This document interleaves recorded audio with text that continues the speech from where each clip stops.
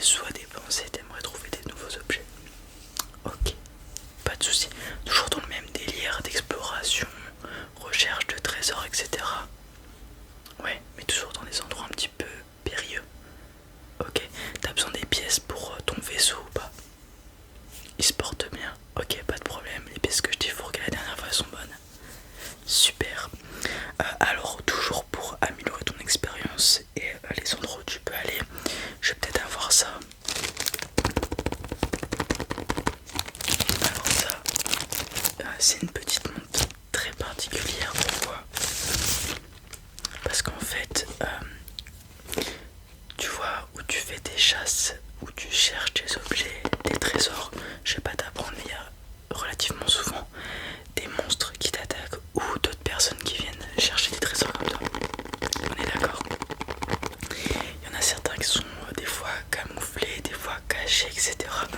Et donc c'est un petit peu dangereux. Ouais. Ou même t'as du mal à les repérer. En fait, cette montre,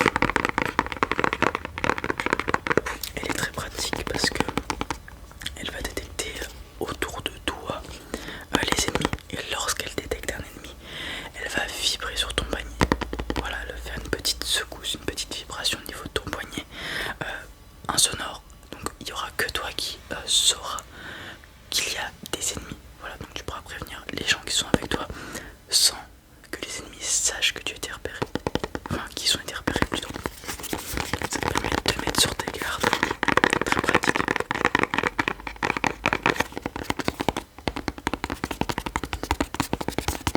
Je vais te montrer à quoi elle ressemble. Alors la petite montre, elle ressemble à ça. Hop, c'est une toute petite montre, comme tu peux le voir, pas très très large, très ergonomique, donc tu peux la mettre sur ton poignet, elle va pas te gêner bien évidemment.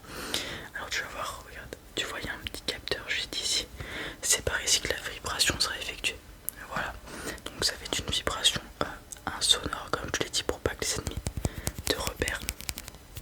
Il y a aussi d'autres petites fonctionnalités sur cette montre puisqu'elle possède un écran qui va te permettre donc de choisir la portée par exemple de reconnaissance des ennemis ou tout plein de choses. Elle peut même faire du bruit, émettre de la lumière. Voilà, il y a tout plein de choses. Oui, tu peux envoyer des messages avec la montre aussi à ton vaisseau si tu veux la connecter, etc. Il y a plein de choses à faire. Alors, ça va être marqué sur la boîte. La portée, ça va être de 50 mètres jusqu'à 1 km. Mais alors attention, il y a marqué donc plus la portée est basse, plus l'efficacité est forte. C'est-à-dire que si tu mets 1 km de portée, il y a des chances que des ennemis passent inaperçus au début. Voilà. Donc, petit exemple, supposons que tu rentres dans un endroit et que ta montre se met à sonner. Peut-être que l'ennemi sera à 1 km ou peut-être qu'il sera à moins d'1 km. Je sais pas si tu vois ce que je veux dire. Ouais, tout à fait, peut-être qu'il sera pas détecté à 1 km. Voilà. T'as compris? Ok. C'est juste que tu sais, voilà, il y aura un ennemi dans un rayon d'1 km autour de toi. Voilà, tout à fait, c'est ça. Bon, ça fait un rayon assez large.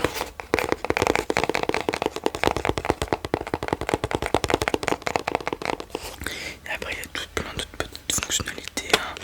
Tu peux importer des sons, tu peux connecter des petits véhicules dessus, donc des drones, etc. Contrôler. Il y a un hologramme qui peut sortir, donc tu peux faire des appels via hologramme. Il y a plein de choses.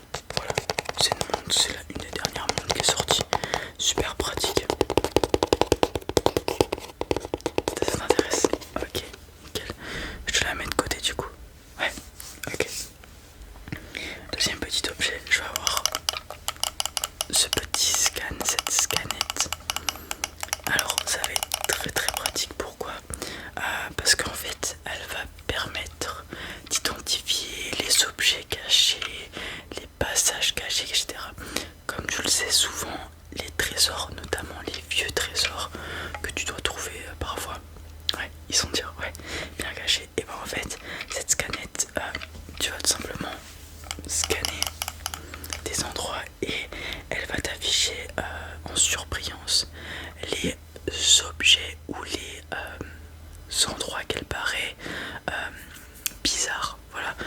supposons, là tu vois il y a un mur à notre gauche. Tu scannes. Si elle trouve que le mur est bizarre, elle va te l'indiquer en surbrillance rouge et tu viendras donc le détruire potentiellement et tu verras peut-être qu'il y a un passage derrière. Ok. Et pareil, elle va te traquer les objets un peu bizarres qu'elle trouve louches. Peut-être que c'est des objets précieux cachés ou des choses comme ça. Donc c'est très pratique. Elle sert uniquement à ça. Voilà, trouver des passages secrets, etc. cachés dans les murs. Ou alors elle sert pas que ça, il y a un deuxième atout aussi. C'est que tu peux faire vision X. Qu'est-ce que c'est la vision X? Tu vas pouvoir voir à travers les objets. Donc supposons que tu as une boîte en métal ou un coffre. Tu vas pouvoir scanner et voir ce qu'il y a à l'intérieur. Voilà. Pour prendre le coffre ou pas. Vouloir l'ouvrir. Voilà. C'est les deux modes qu'elle possède. Donc c'est très pratique pour ce que tu fais. Voilà. Ça t'intéresse? Ok. Je te prends ça du coup.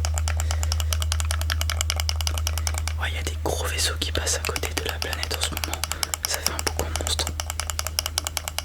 Même si techniquement le son se propage pas vraiment dans l'espace. Ok. Alors, ensuite, je sais que t'adores beaucoup les objets qui viennent de la Terre. Récemment, il y a des petits terriens qui m'ont ramené une petite console. Donc, comme tu le sais, les voyages en vaisseau spatiaux sont plus ou moins longs, donc il faut trouver de quoi vous occuper. Et moi, il y a des petits terriens qui m'ont ramené cette console. Alors, ils m'ont dit que ça s'appelait une 3DS. C'est une console qui a une dizaine d'années. Bon, après les années. En tout cas, elle a une dizaine d'années terrienne.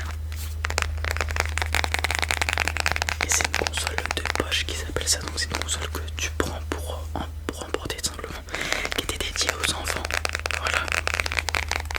Donc, sur Terre, les enfants, ils sont entre 0 et ça va dépendre de plein de choses. Mais voilà, c'est de 0 à allez, 15 ans, on va dire. Année terrienne. Pour les humains, bien sûr. Et donc, cette console, tu vas l'ouvrir, elle est pliée sur elle-même. Tu vas avoir plein de boutons qui vont te permettre de faire les actions des jeux. Un joystick qui te permet de bouger et des flèches directionnelles, ainsi que d'autres boutons qui vont être là pour à retourner au menu Home, mettre en pause le jeu, etc. Là, on a le bouton éteindre et allumer. Et derrière, tu as deux autres petits boutons qui servent à d'autres choses. Alors, sur la partie supérieure de l'écran, tu vas avoir là où se passe l'action. Donc supposons que tu fais un jeu de course, c'est là où se passera la course.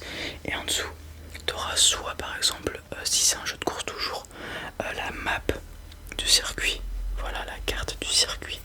Ou si c'est d'autres jeux, tu auras des informations complémentaires. Voilà, mais sinon, l'action principale va se passer sur l'écran supérieur.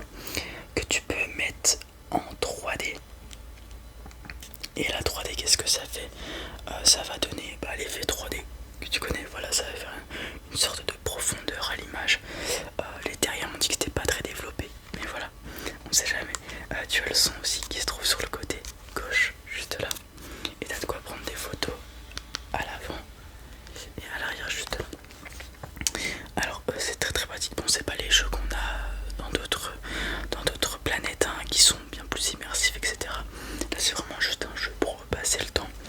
Alors, ils m'ont ramené un truc qui est considéré comme illégal sur leur planète.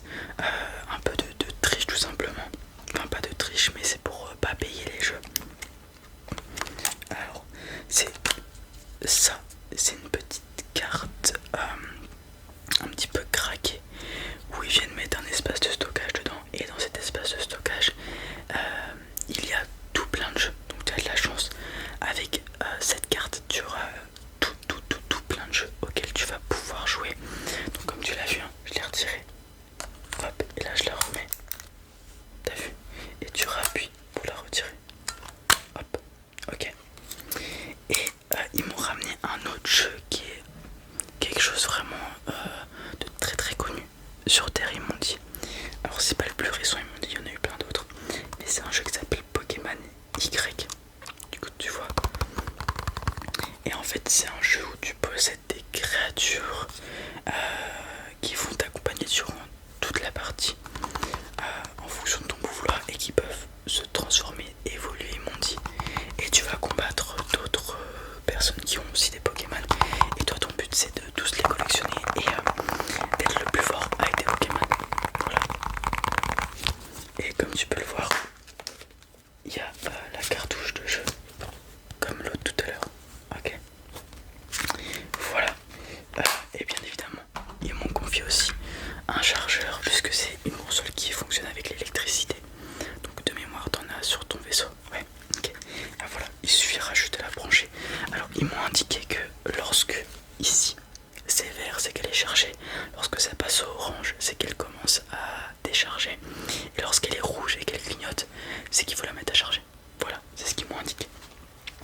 Ok. Super. Bah, ça t'intéresse ou pas? Ouais, je te dis, c'est vraiment pour passer le temps sur ton vaisseau. Et puis même si tu le souhaites, tu peux la prendre en sortie. Bon après voilà. Voilà, c'est à toi de voir. On part aussi sur ça. Ouais, ok, très bien. Bah, je te mets tout ça. Hop. Tac, tac, tac, tac, tac. Et puis voilà. Ouais. Ok. Pas de soucis, ouais. Non, il est ouvert. Il est ouvert. Tu vas vendre tes trésors et puis tu reviens. Ok. Dès que t'as du liquide, pas de soucis. Je te mets ça de côté du coup. À toutes, à toutes. Ouais les amis, c'en est tout pour cette petite vidéo. J'espère qu'elle vous a plu. Je tenais à m'excuser avant de finir la vidéo pour dimanche et lundi. Dimanche il n'y a pas eu de vidéo et lundi j'ai fait une